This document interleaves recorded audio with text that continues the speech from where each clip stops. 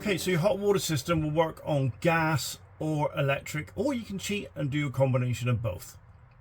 So before you fire up any of this, be it gas or electric, make sure there's water coming out of the hot tap. It won't be hot, it'll be cold, but what you've got to do is prime the boiler and make sure there's water in the boiler.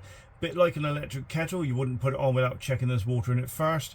So the first time you go away and you've filled up your fresh tank at the campsite, run your hot tap in the sink, in the kitchen or the bathroom. I tend to use the kitchen, and make sure there's water coming out of it. If it's coughing and spluttering and going everywhere, then keep the tap open and bleed it through and get all the air out the system.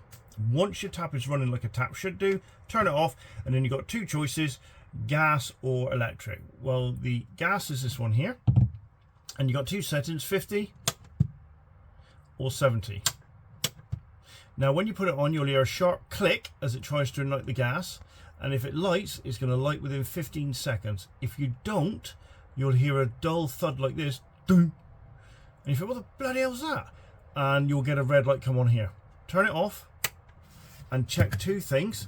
One is make sure your gas is on. Two, make sure you've taken the cover off, which we'll just pop outside and do now. Okay, so this is the cover for the boiler. Just apply a little bit of pressure in there. It should lift off that easy. Okay, when you're traveling, rest the top on, smack the bottom in. So don't try and lift it straight up like this, just push there. That's on probably now. So if I try and pull it just like, I can't do it, but if I push in there, I can pull the lever off the bottom there, and that's how easy it should do. And then just pop it back on and smack the bottom in. Let's go back inside.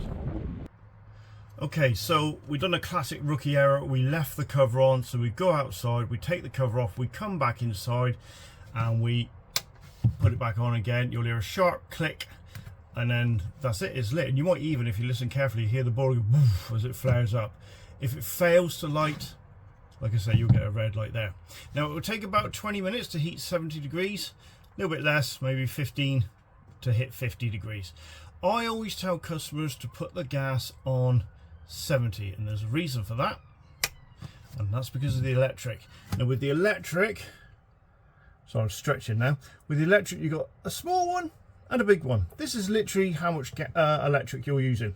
So that's a little bit of electric, which is about 4 amps.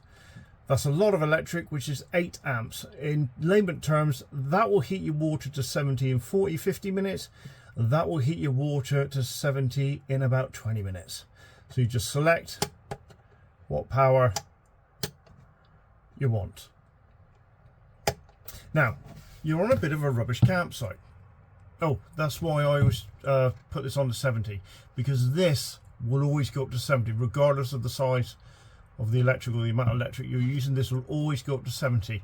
So if you put both on, low setting there, 50 there, what will happen is this will stop working at 50, but this one will take it up to 70. And when you go to have a shower, you end up scolding yourself, or you're on the tap and it's just too hot because you expect it to be a little bit cooler.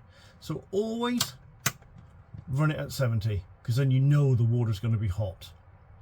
So the example I've given here is I've got a little bit of electric on because I'm on a bit of a rubbish campsite. I've got it set on gas as well, and those two combined will heat the water up in about 15 minutes. If I do this and put it on the max electric as well and the gas, you could heat your water up to 70 degrees in about 10 minutes if you're in that sort of a rush. Now once you've reached temperature, there's nothing to say. You can put it on a little bit of electric just to keep things ticking over, but I would honestly try, and if you're in no rush, that's fine. But if you want to heat the water up a little bit faster, and you can, you've got the electric on the campsite, I go for the bigger setting. All right. Now we've got to talk about your drainage of your boiler as well for winterization. Okay, so down there, that yellow lever there, that is, see if it focuses on it, that is the drain for your boiler. Your boiler's there, it holds 10 litres. So when you've got it at 70 degrees, that's ridiculously hot. So you have to add a lot of cold water when you have a shower. So you're then looking at maybe tripling, doubling easily, but maybe tripling the capacity of that boiler because you add so much cold to it. And of course, as you use your hot water, cold water is automatically pumped into the boiler to keep it full.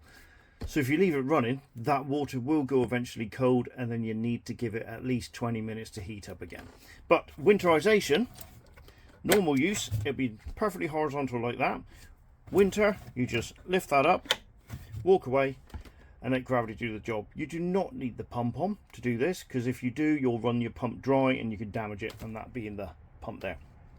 So when you're using the van, before you bleed it through, make sure that's perfectly horizontal. A lot of customers end up pushing it down, but what it does is it lifts the back up, and that kind of opens the valve. So make sure, that's it, that's all you need to do.